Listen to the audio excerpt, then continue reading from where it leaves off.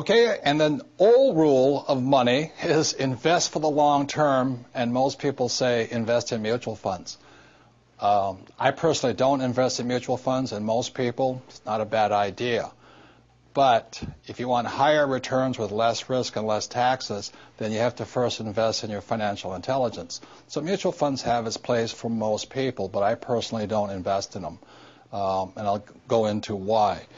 So when somebody says invest for the long term, one of the problems I have with that is, what does that mean? Because that's the old rule. The new rule is you have to know the difference between buy, sell, and fool.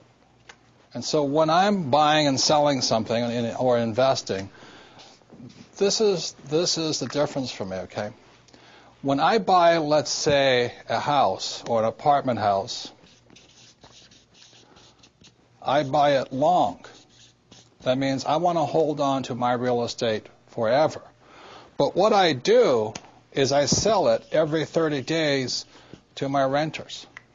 So I hold the property forever. All these guys who are flipping property, the problem with flipping property is that you have capital gains tax all the time. You're losing money to taxes. It doesn't make sense. So buying, let's say, an apartment house, I have, let's say, a 500-unit apartment house today, and I started off with little individual houses. You know, the rule for getting rich is from Monopoly: 4 greenhouses, 1 red hotel. 4 greenhouses, 1 red hotel. So I started with small houses, and today we have big apartment houses, big commercial buildings, things like this. But the principle is the same, whether it's a small house or a big house. So I buy it.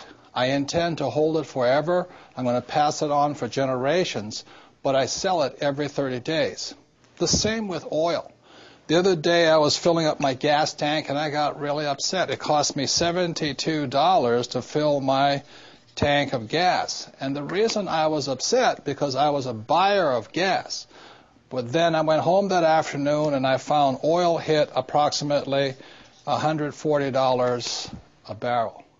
So then I was happy again. You see, on one side I was a buyer, which I was unhappy, but as a seller of oil, I was happy.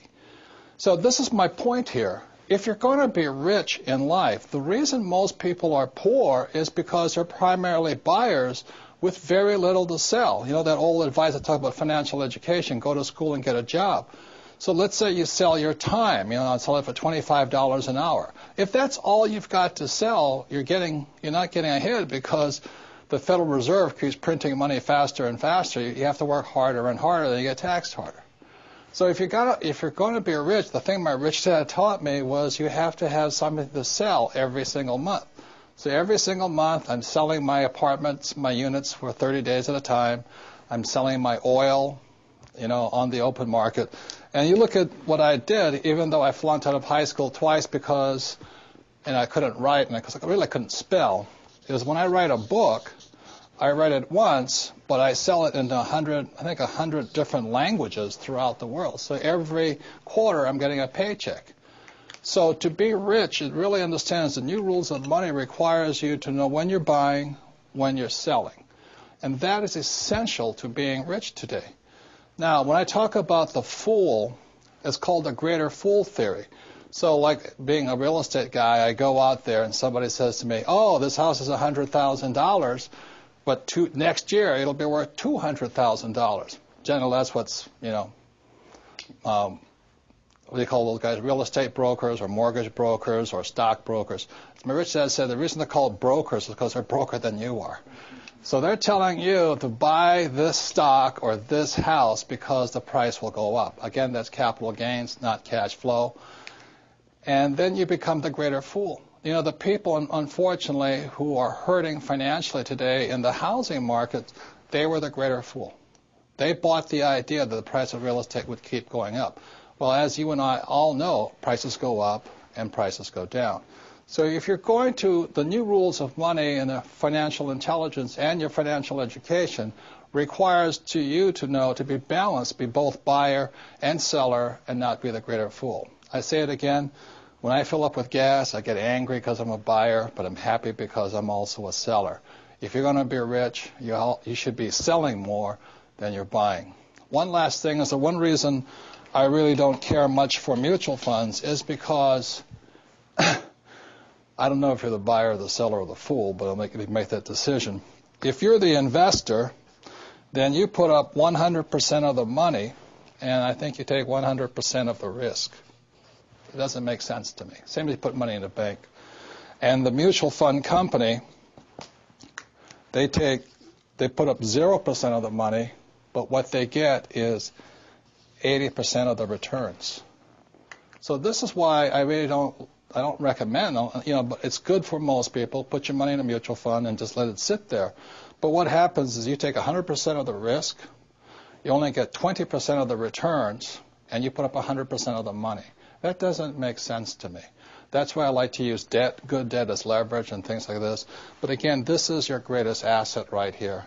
So I don't just blindly invest for the long term. I don't park my money. And the reason I don't park my money in the bank is because I said in 1971, the U.S. dollar stopped being money and it became a currency. The word currency means current. You must keep your money moving. The people who are losing financially today are people who are parking their money in long-term things like savings account and mutual funds.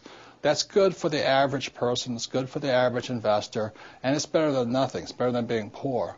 But you're not getting ahead with old information or old rules of money. I'll just pass this last thing along for those of you who say, well, I don't want to be an investor. It's too much work. I understand. It was years ago, a friend of mine, a friend asked a friend of mine, says, what would you say to the average investor? And my friend, who's a very rich man, said, what I say to the average investor is, don't be average.